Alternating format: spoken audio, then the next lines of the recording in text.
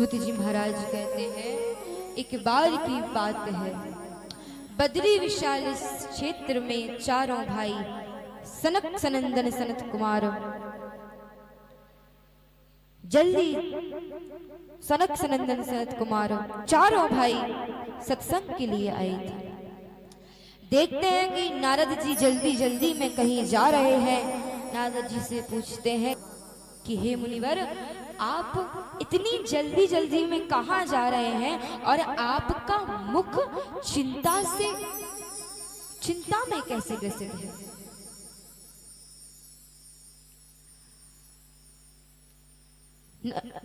सनत कुमार कहते हैं, नारद जी आप जैसे ऋषियों को चिंता नहीं चिंतन शोभा देता है। आप तो भगवान का भजन करते हैं, सदा हरि शरणम नारायण नारायण आपके मुख पर रहता है।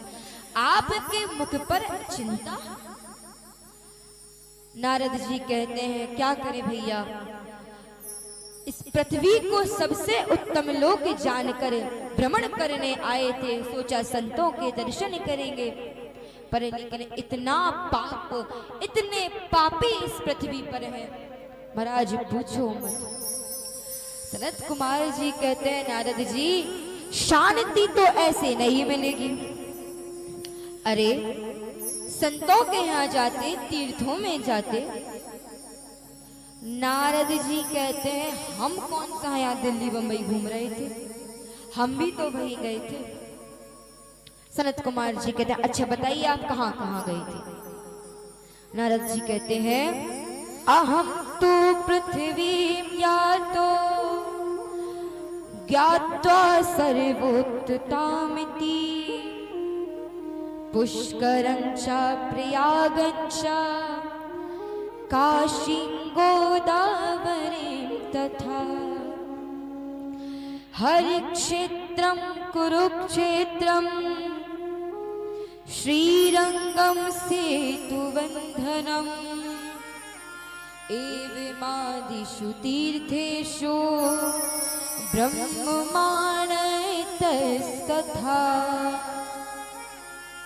पुष्कर, प्रयाग, काशी, गोदावरी, हरिद्वार, कुरुक्षेत्र, श्रीरंग, रामेश्वर इत्यादि अनेकानेक तीर्थों में गया महाराज, लेकिन मुझे कहीं भी शांति नहीं मिली। इस अधर्म के मित्र कलयुग ने सबको पाप में बाधित करके रखा है। सत्यम नास्ति तपः शौचम दया दान ना विद्यते। ना तो कोई सत्य बोलता है, ना कोई दान करता है, दया तो किसी के भीतर है ही नहीं। और महाराज यदि कोई एकाध बार सत्य बोल भी दे तो हरिश्चंद्र के बाद अपना ही नंबर गिनाता है कि महाराज हम तो बड़े सत्यवादी हैं।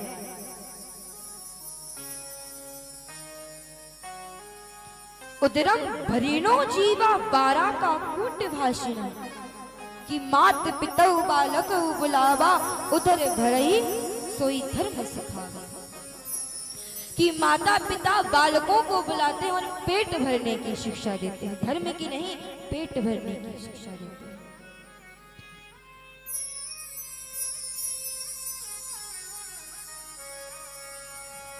बेटे भी माता पिता की तभी तक सेवा करते हैं जब तक उनका विवाह नहीं हो जाता।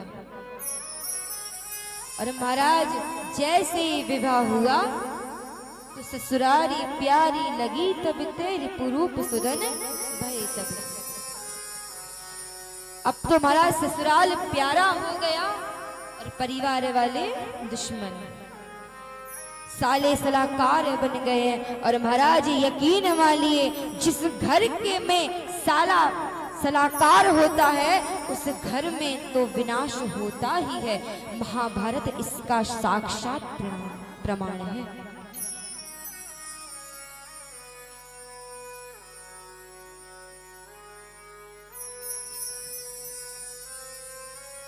कन्याओं का विक्रय होने लगा है, लोभ के कारण व्यक्ति कन्याओं का विक्रय करने लगा है। नारद जी कहते हैं ये तो गृहस्थियों की स्थिति है, और जब मैं संतों के यहाँ वहां गया तो वहां तो और ही विचित्र स्थिति। ना योगी नैव सिद्धो वा ना ज्ञानी सत्क्रियो नर कलिदावा नलेनाद्य साधनम भस्मतां गतम्। कि महाराज ना तो कोई योगी है, ना कोई ध्यानी, ना कोई ब्रह्मचारी, कोई कुछ नहीं। जाके नख अरुजता विशाला सोई तापस प्रसिद्ध कलिकाला। पत्नी की मृत्यु हो गई, भगवा रंग के वस्त्र धारण कर लिए, मुंडन करवा लिए, बड़े बड़े नाखून रख लिए, बड़ी बड़ी जटाएं कर ली, लो हो गए संत। नारद जी कहते हैं मैं एक जगह जा रहा था, वहां एक जगह से बड़ी शोर की आवाज आ रही थी। मैंने पूछा भाई साहब ये शोर कहां से आ रहा है? तो कहते हैं ये शोर मौनी बाबा के यहां से आ रहा है। मैं थोड़ा और आगे गया, छोटे छोटे बालक घूम रहे थे। मैंने पूछा ये बालक किसके हैं? तो महाराज कहते हैं ये ब्रह्मचारी जी के बालक हैं। थोड़ा और आगे गया, एक बड़ा सुंदर सा बंगला दिखाई दिया। मैंने पूछा ये बंगला किसका है? तो बोला ये बैरागी बाबा का बंगला है। अब ऐसे मौनी ब्रह्मचारी और बैरागी बाबा है। 10-20 का नोट आए तो कहते हैं महाराज हम धन को छूते नहीं हैं, हम धन से हाथ ही नहीं लगाते। 100-50 का नोट आएगा तो अपने शिष्यों को इशारा कर देंगे कि तुम ले लो, और जैसे ही 500 और 2000 का नोट निकला तो कहते हैं वैसे तो हम धन को छूते नहीं है, लेकिन आश्रम और गौशाला चलाने के लिए आवश्यकता तो पड़ ही जाती है, तो अकाउंट में ट्रांसफर कर दीजिए। तो महाराज ये संतों की स्थिति है। ऐसे ही कलयुग को के पापों को देखते देखते मैं श्री धाम वृंदावन में आया। यमुना के किनारे से निकल रहा था तो मैंने वहां एक बड़ा ही आश्चर्य देखा। एक तरुण युवती जिसके अगल बगल हजारों स्त्रियां उसकी सेवा कर रही हैं। उस स्त्री के बगल में 2 वृद्ध पुरुष लेटे हुए हैं। स्त्री विलाप कर रही है, रो रही है। मैंने सोचा कि मैं जाकर पूछता हूं क्यों रो रही हूं। नारद जी सोचे स्त्री स्वभाव है, क्या पता ये कब हंस रही है कब रोने लग जाए, कि कब रो रही है कब हंसने लग जाए, कि ए बाबा तुम्हें क्या करना है। तो मैं वहां पास से निकलने लगा। वो देवी मुझे देख कर कहती है भो भो साधु शरणं तिष्ठ मच्चिंतामपि नाशय दर्शनम तव लोकस्य सर्वथा गहरम परम। कि हे साधु क्षण भर के लिए रुक जाइए और मेरी भी चिंता का निवारण करके जाइए। कि आप जैसे साधु का तो दर्शन ही बड़े सौभाग्य से होता है, और महाराज साधु का तो अर्थ ही होता है साधनोति पर कार्यम इति साधु, कि जो दूसरे के कार्य को साधे, दूसरे को के कार्य को बनाता है, वही तो साधु है। नारद जी कहते हैं देवी तुम कौन हो, और ये जो तुम्हारी सेवा कर रही है ये देवियां कौन है, और ये जो तुम्हारे बगल में वृद्ध 2 पुरुष लेटे हुए हैं ये कौन है। वो देवी कहती है अहम भक्तिरिति ख्याता इमो मैं तनयो मतो ज्ञान वैरागी नामानो काल योगीन जर्जरो। कि हे ऋषिवर मेरा नाम भक्ति है और ये जो मेरे बगल में आप दो पुरुष देख रहे हैं ना, ये मेरे पुत्र ज्ञान और वैराग्य हैं। और जो स्त्रियां मेरी सेवा कर रही हैं, ये गंगा, जमुना, सरस्वती इत्यादि नदियां हैं। इनके द्वारा सेवित होने पर भी मेरा दुख दूर नहीं हो रहा। मैं दक्षिण भारत में उत्पन्न हुई, कर्नाटक में पली बड़ी, उसके बाद में महाराष्ट्र को आ गई। महाराष्ट्र में मुझे कहीं सम्मान मिला तो कहीं अपमान मिला, तो मैं गुजरात को चली आई।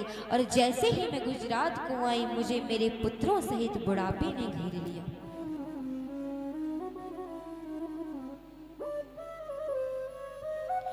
और वहां से मैं वृंदावन को चली आई, लेकिन वृंदावन पुनः प्राप्त नवीनेव स्वरूपिणा, कि वृंदावन में आकर मैं तो नवयुक्ति हो गई, लेकिन मेरे पुरुष अभी भी वृद्ध हैं। नारद जी, आप ही बताइए, जब हम तीनों साथ साथ विचरण कर रहे थे तो ये विपरीत स्थिति कैसे? नारद जी कहते हैं, देवी, ये कलयुग का प्रदान, ये कलयुग के कारण हो रहा है। कलयुग के दोषों के कारण हो रहा है। कलयुग के दोष ने इतना अधर्म फैला के रखा है कि ज्ञान और वैराग्य का कोई ग्राहक ही नहीं बचा।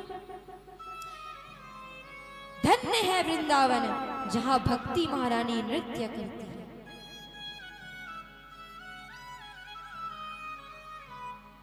देवी,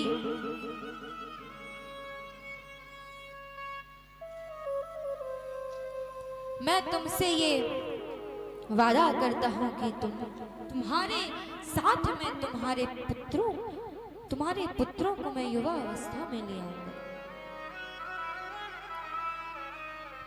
ऐसा सुनकर भक्ति महारानी को बड़ी सांत्वना मिली और वे नारद जी की स्तुति करने लगी कि हे नारद जी महाराज, आप धन्य हैं, ये मेरे बड़े भाग्य थे जो मुझे आपके दर्शन हुए। नारद जी कहते हैं, देवी, तुम व्यर्थ में ही खेद कर रही हो। अरे तुम्हारे बुलाने से तो प्रभु नीच से नीच व्यक्ति के घर भी चले जाते हैं। तुम एक बार प्रेम से प्रभु को बुलाओ तो सही। ब्रज के नंद लाला श्री राधा जू के सावरिया, सब दुख दूर हुए जब तेरा नाम लिया। ब्रज के नंद लाला श्री राधा जू के सावरिया, सब दुख दूर हुए जब तेरा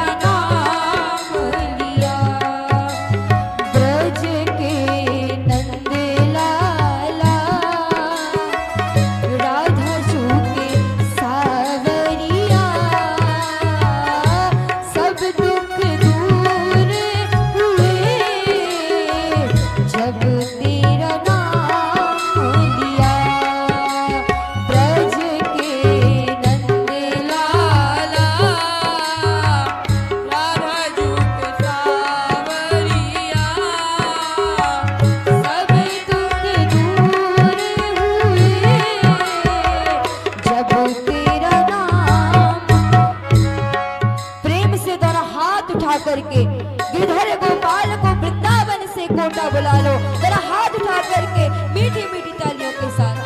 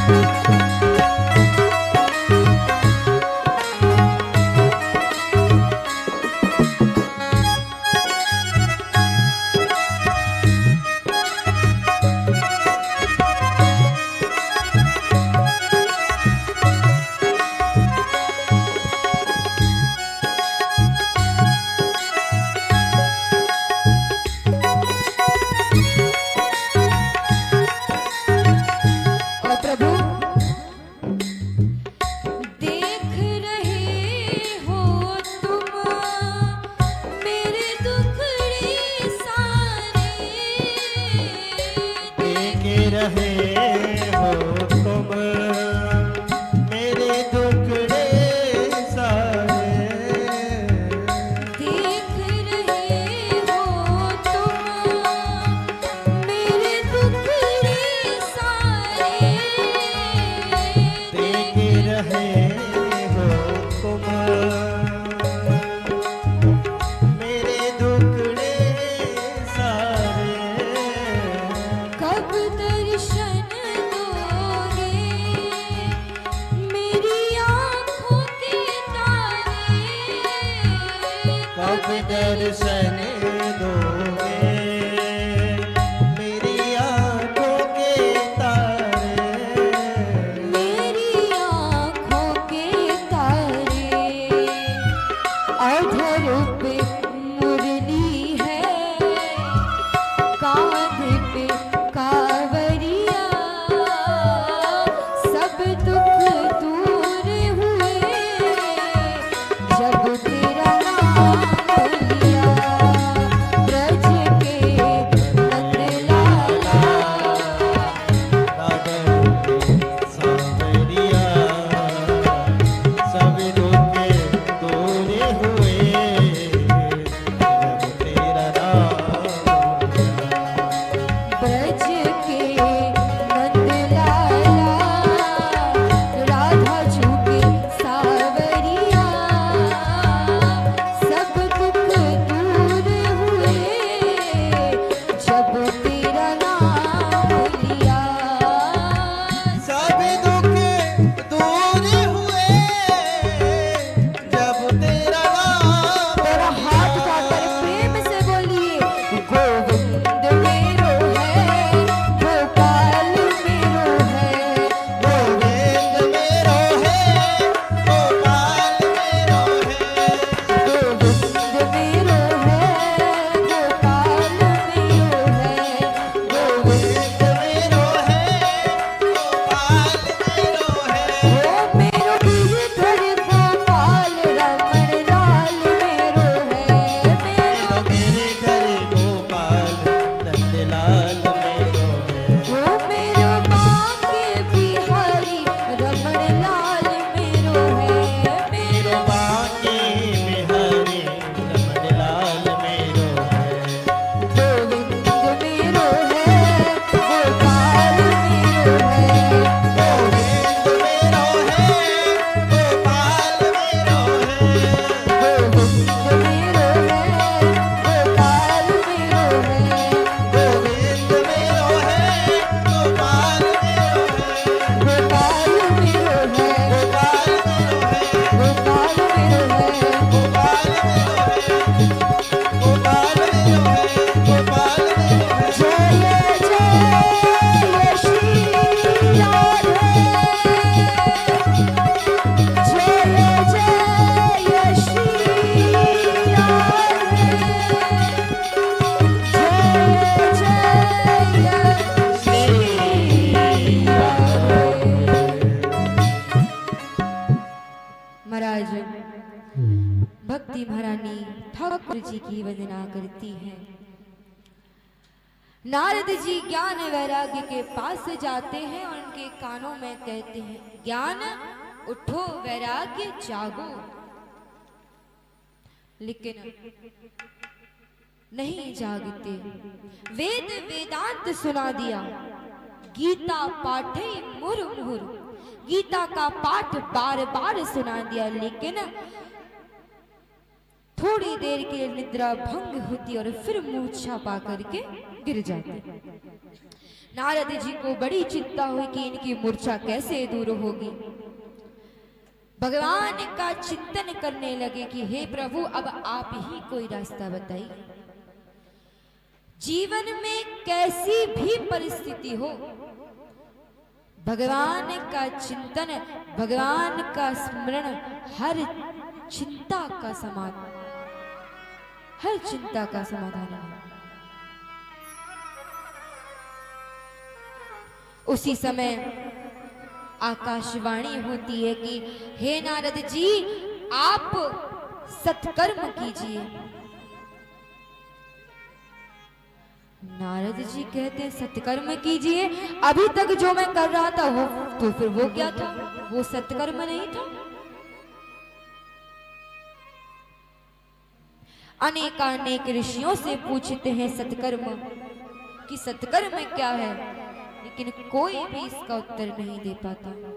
त्रिलोकी में हाहाकार मच गई कि जिस प्रश्न का उत्तर स्वयं देवर्षि नारद के पास नहीं है, उस प्रश्न का उत्तर भला कौन जानेगा। नारद जी कहते हैं ऐसे ही सत्कर्म की खोज करते करते मैं बद्री का आश्रम में आया। सोचा कि बद्री का आश्रम में भगवान नर नारायण की आराधना करूंगा और उनसे ही उसका उत्तर पूछूंगा कि सत्कर्म क्या है। तभी आप चारों भैया मुझे मिल गए। नारद जी कहते हैं आप भी कोई साधारण ऋषि मुनि नहीं है।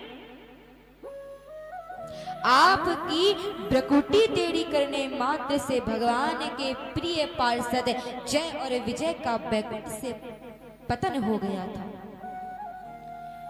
हे सनत कुमारों, अब आप ही बताइए कि आकाशवाणी ने जिस सत्कर्म की कहा है वो सत्कर्म क्या है। सनत कुमार कहते हैं नारद जी आप बड़े ही भोले हैं।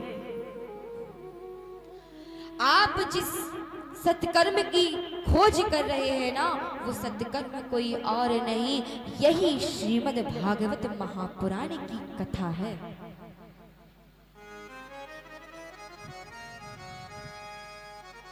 नारद जी कहते हैं मैंने वेद वेदांत सुना दिया, गीता का पाठ बार बार गीता पाठे मुहुर मुहुर, तब उससे कुछ नहीं हुआ तो श्रीमद् भागवत से क्या होगा। सनत कुमार जी कहते हैं कि कभी कभी जो कार्य मूल से नहीं होता वो उसके सार से हो जाता है, और ये वेद वेदांत का, पुराणों का, वेदों का ही तो सार है। यहाँ पर सनत कुमार जी कुछ उदाहरण देते हैं। सनत कुमार जी कहते हैं नारद जी 4 व्यक्ति हैं और आम केवल 3 हैं।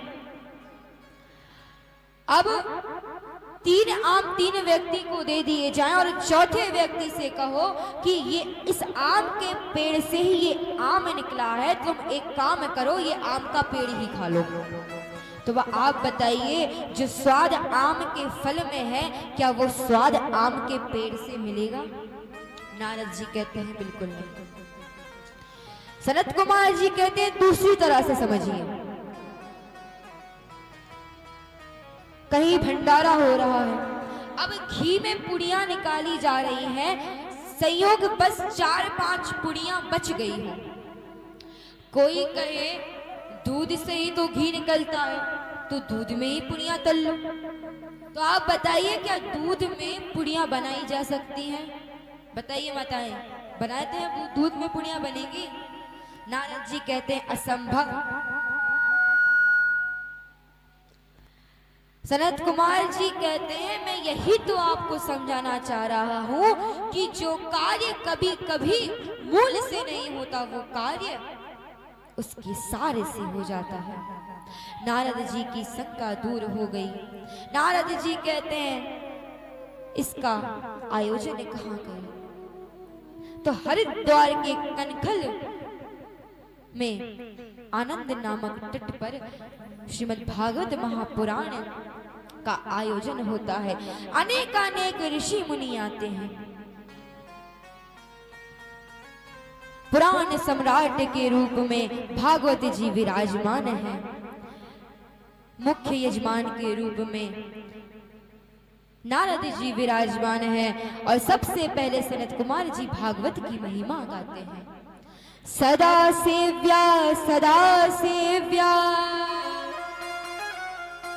श्रीमद् भागवती कथा,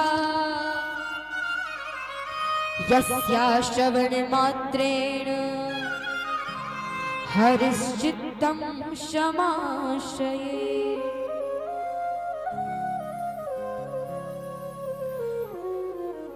कि जिस समय व्यक्ति अपने मन में श्रीमद् भागवत महापुराण की कथा सुनने का संकल्प लेता है कि हमें आज कथा श्रवण करने जाना है। उसी समय उसके हृदय में भगवान आकर के कैद हो जाते हैं। हरिश्चित्तम क्षमाश्रय। ऐसी श्रीमद् भागवत महापुराण की कथा का सदा पान करिए। सदा सेव्या श्रीमद् भागवती कथा। नारद जी ऐसी महिमा गा ही रहे थे महाराज कि सभा में एक आश्चर्य होता है। और आश्चर्य क्या होता है?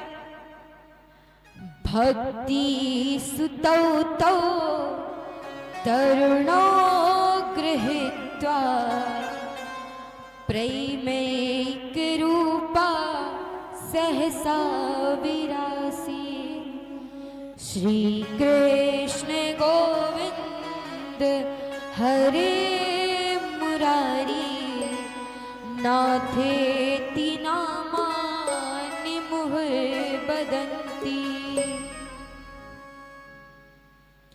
भक्ति महारानी सहित भक्ति महारानी के दोनों पुत्र ज्ञान और वैराग्य युवा अवस्था में प्रकट हो जाते हैं और भक्ति महारानी ताता थैया कर करके भगवान के नामों का संकीर्तन करते हुए नाचती हैं और कहती हैं श्री कृष्ण गोविंद हरे मुरारी हे नाथ नारायण वासुदेवा श्री कृष्ण गोविंद हरे मुरारी हे नाथ नारायण वासुदेवा हे नाथ नारायण वासुदेवा हे लक्ष्मी नारायण वासुदेवा हे नाथ नारायण वासुदेवा हे नाथ नारायण वासुदेवा श्री कृष्ण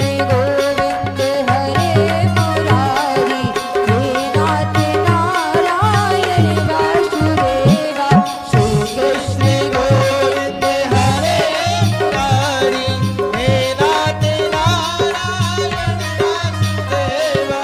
जैसे ऋषि मुनि देखते हैं कि ये देवी कहाँ से प्रकट हुई। भक्ति महारानी कहती है मैं कलयुग के दोषों के कारण वृद्ध हो गई थी।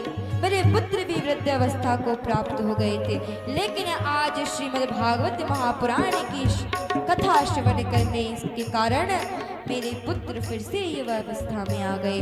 भक्ति महारानी ताता थैया करते करते नाच रही है, पूरे पंडाल में घूमती हुई ओ श्री कृष्ण गोविंद हरे मुरारी हे नाथ नारायण वासुदेवा श्री कृष्ण गोविंद हरे मुरारी हे नाथ नारायण वासुदेवा। श्री कृष्ण गोविंद हरे मुरारी हे नाथ नारायण वासुदेवा श्री कृष्ण गोविंद हरे मुरारी हे नाथ नारायण वासुदेवा। हे नाथ नारायण वासुदेवा हे नाथ नारायण वासुदेवा। हे नाथ नारायण वासुदेवा हे नाथ नारायण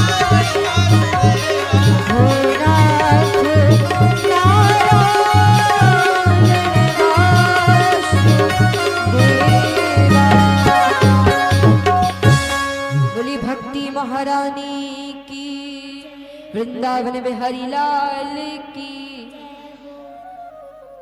भक्ति महारानी कहती है नारद जी आपकी दया के कारण आपकी कृपा के कारण मुझे मेरे पुत्रों सहित फिर से युवा अवस्था आ गई। अब आप मुझे आज्ञा दीजिए कि मैं कहाँ पर निवास करूं। नारद जी कहते हैं देवी इस कथा पंडाल में जितने भी श्रोतागण बैठे हैं उन सभी के हृदय आकाश में जाकर के विराजमान हो जाओ।